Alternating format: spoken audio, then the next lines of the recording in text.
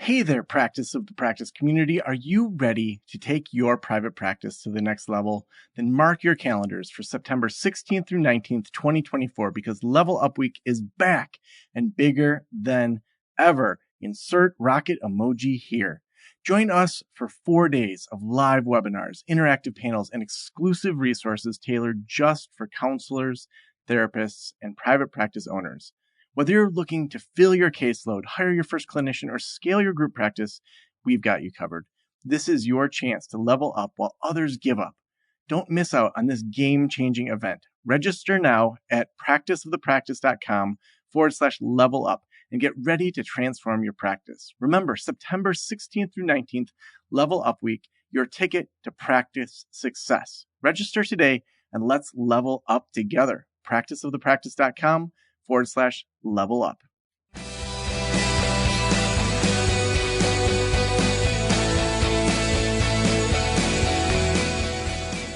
This is the Practice of the Practice podcast with Joe Sanok, session number 1058.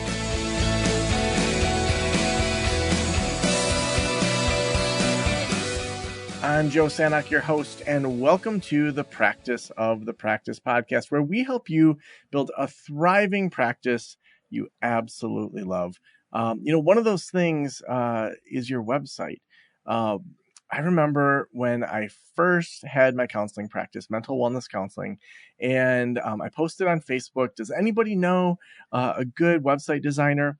And my friend Monica, who I had worked with at Child and Family Psychological Services in Kalamazoo, she said, you can just build your own.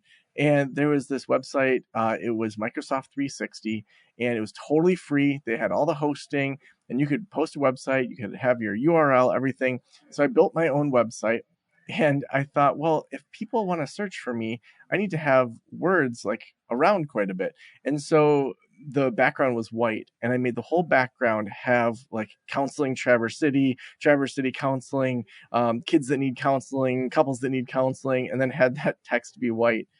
And it was one of those things that, Google caught on to pretty quickly when people were doing these really scammy ways of getting better SEO.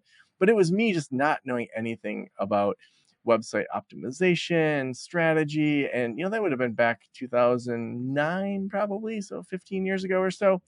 A lot has changed since then. We've tried here at Practice the Practice to keep up with it, but I am so excited today. We have Whitney Bateson, who is a dietitian turned website coach dedicated to empowering wellness and nutrition professionals.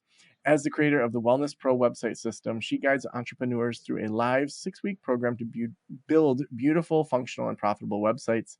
Since 2018, Whitney and her team have helped over 100 entrepreneurs establish their online presence, attract more clients, and build thriving businesses. And a fun fact about Whitney is that Whitney has been running her company while traveling the world for over 5 years, with favorite destinations being Colombia, Portugal, and Indonesia. Whitney, welcome to the Practice the Practice podcast. Hi, Joe. Thank you so much for having me. Yeah, well, we just got to start with travel. We're cut from the same cloth. During the pandemic, I lived in a camper with my daughters for 10 months and lived out of the national parks. So I know what it's like to be on the road as an entrepreneur. Yep. Yeah. It's one of those things that it's both very exhilarating, and then it's also like, why did I add more pressure and stress to my life as an entrepreneur? But it keeps life very interesting. Yeah, before we get into kind of websites and strategy, like how did you decide that you were going to live on the road? Well, it was a pivotal year in 2018. Honestly, I was deciding to start my business and leave my 10-year corporate job in school nutrition. And I was living in Washington, D.C., and I was enjoying it there, but also just feeling like my life wasn't really moving forward. And I had this trip planned to Bali, and it was a small group trip. And I wasn't really sure, like, am I going to like traveling with people? Because I'm very much like, I want my own space. I don't want a roommate, that kind of thing. But it was just such a wonderful experience. And then I came back and I started getting these ads on Instagram for a company called Remote Year. And they're like, hey, you want to go travel the world for a year and also work with a bunch of other remote workers and entrepreneurs? And it just spoke to me in that moment. And so I just made this decision that felt a little reckless at the time, but also I didn't need to be in DC. I didn't even need to be in the United States to build websites for people. So I downsized all of my stuff and rented out my condo and packed everything up into a suitcase and a carry-on, and actually met my husband while traveling with that group for a year, hitting different countries, one country a month for a year. And Wow. we've been doing it ever since.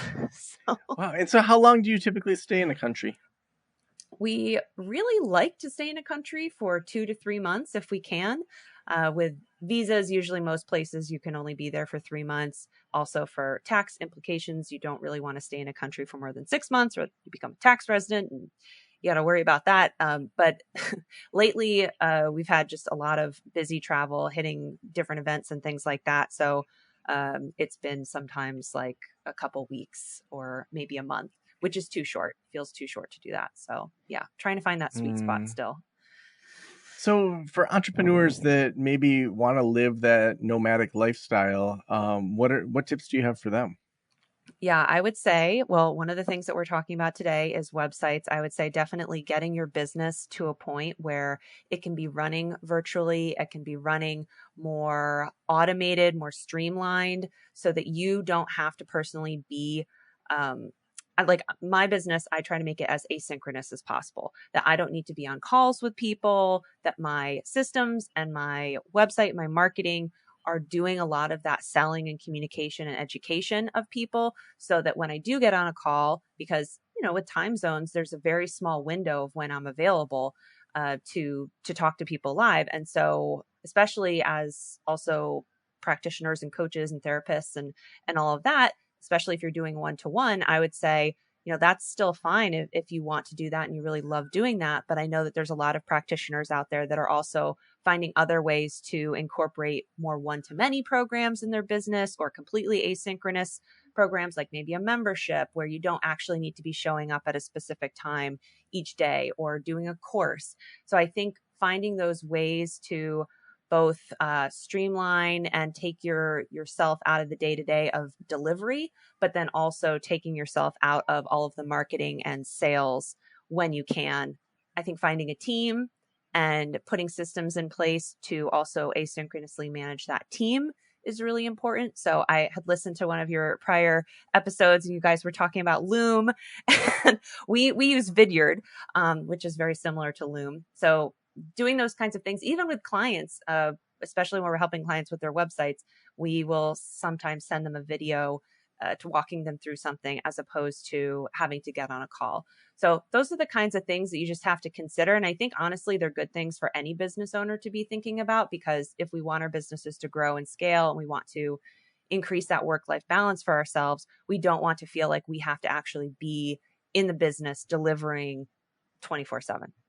Yeah, I think a lot of people hear like work less, make more. They hear passive income. They hear all these different things, and they're like, "That sounds great, but I have no idea how to do it. A lot of it seems really scammy."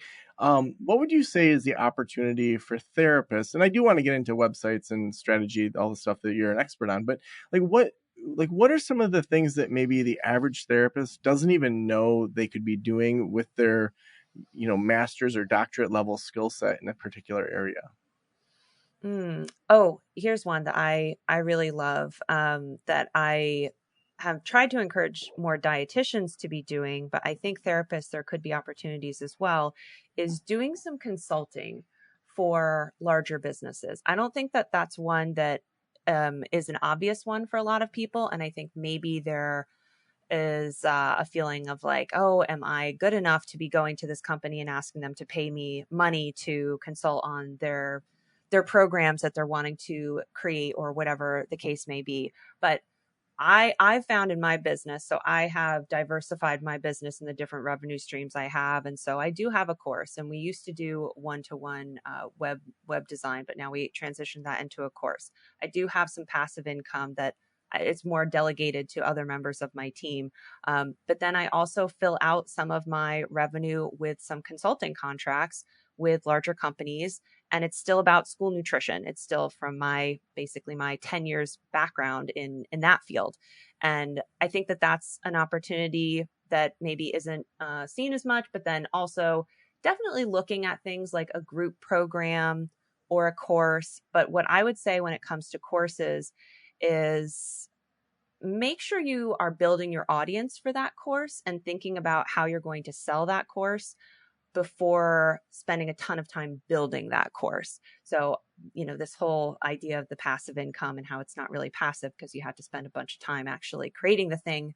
Or, if it's ad traffic to your blog, you have to be spending maybe a year or two writing blogs on a consistent basis just to build up that traffic to actually get enough ad revenue. So that doesn't feel very passive for that period of time. So I think looking and balancing, I know I'm kind of like going all over the place, but I want to like hit all the points that I can think of. I think also balancing your active revenue with your passive revenue in your business is a good idea. Meaning, if you're just starting out and you do have dreams of passive income and selling a course, or maybe you want to sell a book, or get a deal to write a book, or whatever the case may be, those things are more long term. But then starting off with some consulting or doing your counseling and all of that, those can be ways to bring in income when you're starting, and then have that capital coming in so that you can be working on these longer term things. Also, media can be good, writing articles for different organizations and having your name linked to go back to your website. Those are all great things to be doing. And especially, mental health has always been, probably everyone has had their mental health journey. I definitely have had my mental health journey and have seen so much benefit of working with a therapist, and so many people need that help. And especially with the pandemic, it just became even more of a big issue for people. And so I think there's still a lot of organizations out there that are looking for those experts, like therapists who have seen it. They've walked the talk. They've been there. They have dealt with these issues with their clients. And so they can come out as this expert and provide that expertise and that authentic perspective that some of these companies or publications, they are wanting to basically address the topics that are popular out there, but they need an expert to do that. Well, let's talk websites. Okay. I was just in a meeting, like literally right before this interview, where it was with our next level practice community. One of the individuals was talking about optimizing their website to get more clients. And I'm like, man, I wish I had flipped this interview and that question, because I probably have even more to have said in that discussion. But when we think about people getting more mental health clients through their websites, let's just start with, how should they think about their website? Like, is it needed? Should we be thinking SEO, new client acquisition? It's just like a business card that, is kind of needed for that way. Like, how should people think about their websites before we dig into some of the strategy? I would think about your website as this living, breathing salesperson that is, and not in a, we think of sales as like, oh, icky sales, whatever. No, this is like a welcoming representation of your business that you can trust to be there receiving people into your, quote unquote online store, basically 24/7, because we never know when someone is looking at our website, looking for our services, how they found us. That's the beauty of being found in Google, is people are just finding us, and we can talk about how to get more of that visibility in Google as well. But we want our website to be forming this connection with people, and I think that's one of the biggest mistakes or misnomers folks have, is that they think their website is just there to legitimize their business, but that is just a really not seeing the full potential of the website. Now, when people think about their website and they're ready to start to make changes, if you were to walk someone through this podcast, a virtual kind of audit, what should people look at if they have a counseling website? It's meant to point people towards mental health services. What would be some categories of that audit that you would recommend? Mm-hmm. So I would start by looking at the homepage. Even though people come to our websites from all different places, they click around. So thinking that they follow one path through your website, that's not the case. So I would, in the process of my audit, be clicking around and looking to see, do the pages talk to one another? Can I get from one page to the next, and actually from your about page click to your services page, or from one of your blog posts see about a lead magnet you have, or whatever the case may be. But starting from the homepage, I would be looking at, do you have the right copy on your homepage that is actually forming the connection with the customer and making them feel like you are the one to help them with whatever they're dealing with, and building that empathy with them. And honestly, we do that by literally using the same words that our customers would be using to describe whatever they're going through. Because in order for someone to trust us, and especially when it comes to therapy, that trust, it's, yeah, we need to trust our auto mechanic, but we need to trust our therapist more. So we really want to get that feeling that they are going to hear us, they're going to see us, they're going to understand us. And so we get that message across by the copy on our homepage and all of our pages. So I'd be looking at that. I'd be looking at, are there clear calls to action to get started in your sales process? Now, for most people, that's going to be some kind of discovery call potentially, or filling out a small intake form to just connect with the practitioner and say, okay, these are the next, this is the next step. So I would be making sure that in the navigation, there is a button there saying book a call, or, start here. I would have that call to action in the hero section. So the hero section is like that section before you scroll on the homepage. And then throughout the homepage, I would also make sure that your services, what I really like to see is distinct services and not just a laundry list of all the things that you do, and an open-ended kind of, you can book this one call, a 30-minute, 60-minute session, whatever the case may be. Packages are really great because they actually talk about this end result that you're going to help people with, whether you think you need 3 months or 6 months or a year to work with people. Packaging your offerings and your counseling services into something like that just gives something people to hold on to, and then you can start speaking about the result that they're going to achieve, because no one's going to get a big result in just one call with you. They're going to need to meet with you on a regular basis. So having those things put together in a way that is going to get people excited and feeling like, okay, this is going to solve my problem. And it's talking about those benefits of those services, not just the features of, oh, it's a 30-minute session. It's going to be conducted over, telehealth, and there's going to be, HIPAA compliant, blah, blah, blah. People don't care about that as much. You can talk about that later if you'd like, maybe in an FAQ section, which I also do recommend, but we really want to be getting at that result we're going to help people with, and that benefit. And have those services on the homepage. There's just so many businesses I see where they don't actually put their services on their homepage. So have that. If you are then going to go into more detail on another services page, make sure that you have a button linking to your services page where people can go in depth to learn more. I would recommend having a way for people to continue to stay in touch with you, because most people that come to your website are not going to be ready to actually move forward. They're going to need more time. And one of the ways that you can allow them to have more time to think about it without forgetting about you completely is to have something that's called a lead magnet, or a freebie, or an opt-in, which is some valuable resource like an ebook, or a guided meditation, or some short video or webinar, something that you're going to offer to people if they give you their email. And once they give you their email, they will receive an email with whatever that offering is that you are giving them for free. And then on the flip side, you can keep messaging those people over their email and giving them other valuable information, helping them get to know you more. And so that's really going to help your business scale and grow, because as your email list grows, that's just more potential customers that can be becoming clients for you. So let's see, that's the homepage. I think those are like the big pieces. We got the copy. Your branding also is important. And that's kind of like just a whole nother topic in and of itself. We don't need to necessarily be the flashiest website on the block, but we do want our brand to be dialed into what kind of personality do we want to have as a business? What kind of relationship are we expecting to have? Is it going to be a fun one? Is it going to be a little bit more serious? What is that feeling that we want to give people? And then how are we conveying that visually? And we want to keep that branding consistent across the website too, so people see that we're professional and can be trusted. I think an about page is really important.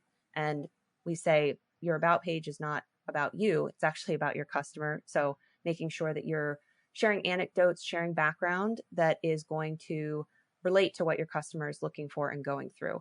it's great to mention that loved going and summering on the lake up north, but if that doesn't really have anything to do with what your customers are looking for and looking to identify with, then maybe cover why you got into the mental health field and why you are so passionate about what you do and the things that you've struggled with. Those are all things that people are going to really resonate with a whole lot.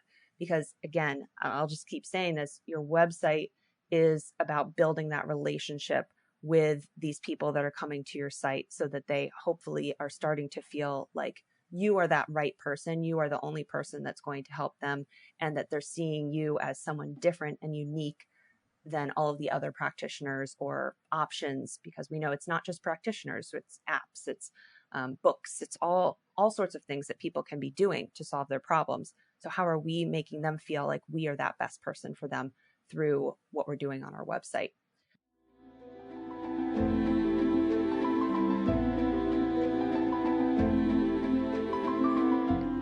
Whatever stage your practice is at, we know using great resources with patients is crucial to helping them get better faster. As a practice owner, I never compromised on this, but finding the right materials was a constant challenge.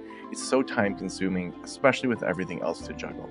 That's why I recommend Psychology Tools, an online library of over 500 evidence-based resources for whatever problems your clients are facing.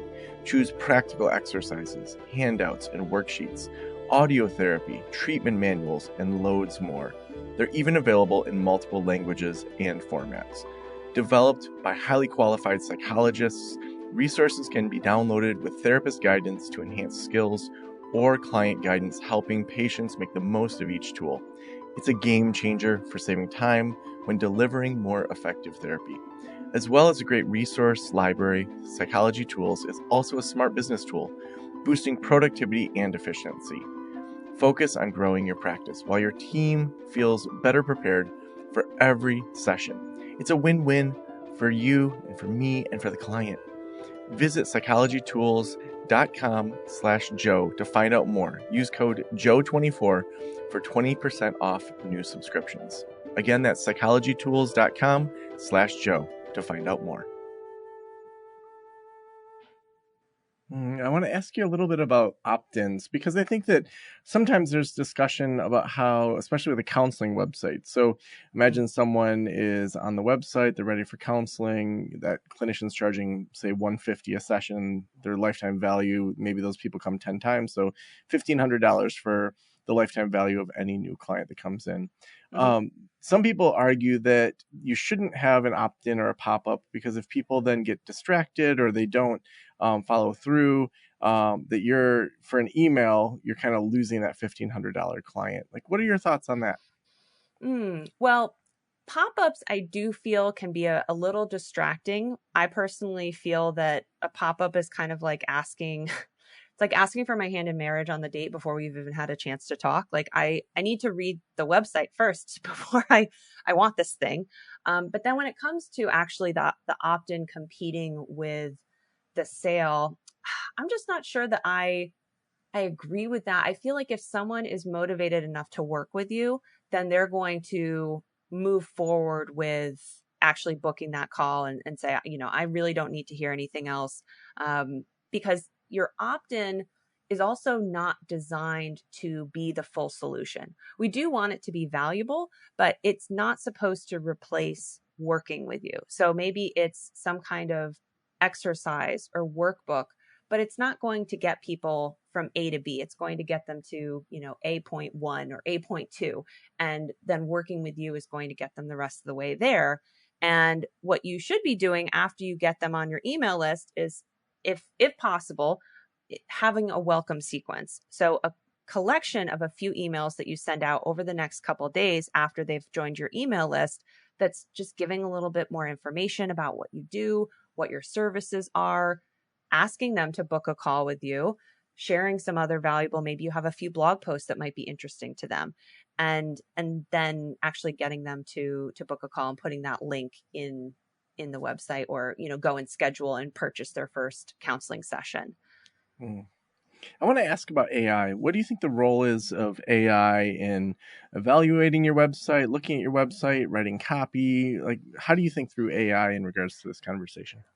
Yeah, I think AI can be really helpful for business owners, especially when it comes to the copywriting side of things, because I know that that can be just such a struggle coming up with the words. I mean, I I I joke that a lot of people when they move in forward with creating a website, it is actually very surprising all the things that you have to decide on and think about and really get clarity on that you would think, oh, I'm already clear on this in my business. I'm clear on what my services are. I'm clear on what my ideal customer is. I know that. But then as the process moves forward with a website, it's asking you to really go into a lot of detail. And so it can feel very overwhelming to have to just come up with all of these answers and ideas. And then you have to write the copy for every page on your site. And it needs to be just the right amount and all of that. And so what I think business owners should do is do invest that time in getting clarity on who your customer is, what their needs are, some of the words that they use to describe their problems, the words that they use to describe what they're looking for and what their ultimate goals are, and then go to a chat GPT or some other AI tool and give some prompts to say, hey, I need to write a headline for my website, give the background about who your customer is, what they're looking for, what it is that you do, how you help people, and then ask ChatGPT to give you, maybe 5 different options using the words that your customers use and make sure that it's between 7 to 10 words long and see what comes out and then keep refining that. I don't think that it's a good idea to just go to ChatGPT and say, hey, I'm a therapist, write my homepage copy for me, because that's just not going to get that level of detail that is so critical with our copy to actually form that connection with people. Because you can't, like, ChatGPT is not going to know all of those details of what your customers are going through. And the words we use, they really matter. So I think using it as a tool and as an aid rather than the full solution. Yeah, I think that's great. I think it's one thing to start thinking about how do I use this differently. It's another thing to just fully rely on it. Like the other day, I was working on naming some things for Level Up Week. So Level Up Week, we're doing that. We're doing like 16 webinars kicking off on September 16th. And I said, here's the working title for this webinar. Here's what we're Mm-hmm. covering. And I said, I want you to make this more like clickbaity, just to like see what it would do. And then I Yep. was like, make it more clickbaity, until it's to the point where it felt so scammy, where it's like, Yeah. fill up your counseling practice in 24 hours, guaranteed, no hold bar. Like it was just like the revealing amazing secrets, and it was like, whoa, that is way too much. Too So then I far. told it, okay, have that be 100%. Now give me a 40% clickbait. And then it started to be a lot smarter, because then I could use that number with it to say, okay, I want people to click on it, but I don't want it to be like Yeah. 7 revealing secrets. You're not going to believe what number 3 is. Like, it's just like, oh God, like, Yeah. but I think that finding those little like techniques that help you with just the baseline brainstorming, for me, I'm enjoying playing with AI to do that. But to me, the idea of just fully relying on it, like every website's going to sound pretty close to the other, Mm-hmm. if you don't have your own kind of personality going in it too. Right. Exactly. So, what do you think is next for websites and kind of marketing strategy? Like, what's your prediction on how things are going to shift? Mm. That's a tough one because it's, I think people sometimes think that websites are eventually going to go by the wayside, or the different platforms out there are, we build on WordPress and that's been around forever. And there's all sorts of different platforms coming up out there. And there's different tools saying that, okay, in Kajabi, you can build a website. In MailChimp, they'll build your website. Canva, you can build your website, like all these different places. And I'm still not seeing websites going anywhere. I think there's still, especially with how much AI generated, you know, 4-letter word out there. I think people are becoming more and more discerning about what they're reading, who they're hiring, who they're trusting. I saw ads on Instagram like, oh, use AI to generate a 20-page lead magnet in 5 minutes. And that's just starting to just put a lot of junk out there that customers are going to get really frustrated by, because it's not filled with any content, and eventually they're going to get tired and distrustful of that. So I think it's important for us to continue to stick to showing our personality, showing that empathy, still having that presence online, using a platform, like technical platform like WordPress, that is trusted and known to perform well in search engines.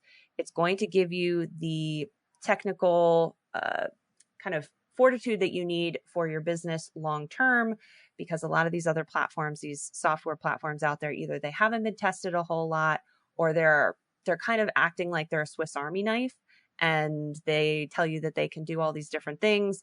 And I've just found that, it's really just best when you're looking for different software in your business. At some point, you just got to say, okay, I need to actually use the platform that is built for making websites, and use the platform that is built for making email software, and whatever the case may be. So I think it can feel a little overwhelming that there are a lot of options out there when it comes to business owners. And then there's a lot of conversations about, just how AI is changing things. But I think just still also sticking to kind of being human and using good tools, I think will take you far. So awesome. The final question that I ask is, if every private practitioner in the world were listening right now, what would you want them to know? Well, one of the things that when I was starting my business, I really felt, and I guess I'll share this, is that there are so many people out there in the world that need you and need what you specifically offer. And I know, because I'm still going through, I've been a business owner for almost 6 years, but I still question myself. I question whether, if what I'm doing really matters, if it's valuable.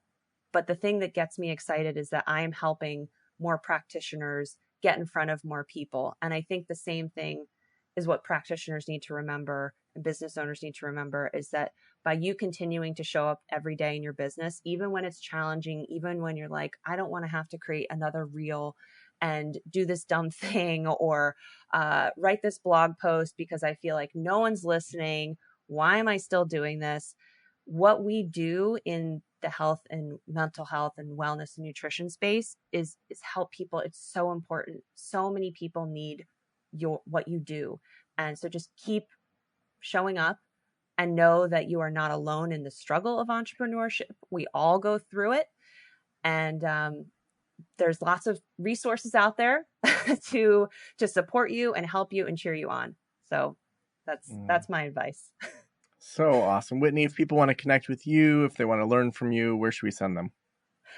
So you can go to my website, whitneybateson.com. I run my website program, the Wellness Pro website system that you mentioned in the top of the podcast. So you can learn more about that on my website. And I also offer a podcast, run a podcast. It's a baby. It's a new podcast, but I'm enjoying it. So you can learn more about that. It's The Growth Show, and that's on my website as well. And I have some free resources and some lead magnets. So you could get on my email list if you'd like and see what a welcome sequence, what I've got cooking up. But I have some resource about branding and putting together your website and all of that on there as well. So awesome. Well, thank you for being on the Practice of the Practice podcast. Thank you so much for having me, Joe. It was great.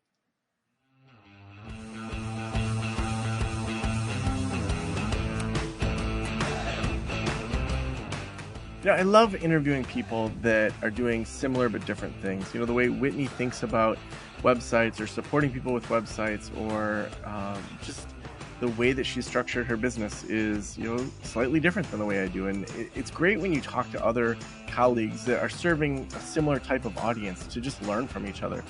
To me, there's no point in having competition. If you're resonating with Whitney and you want a website, or you want help in that community, go to her website, learn from her.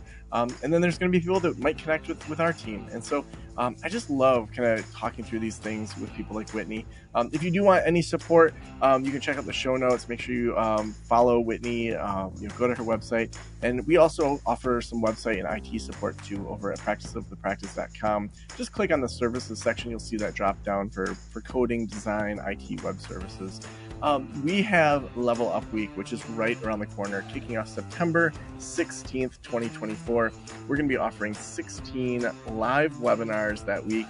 We're going to have small group panels for people that are in solo practice, people that have just started a group practice, and people that have mega group practices. We have trainings on how to fill up your practice. We have other trainings on how do you have good operations in your group practice.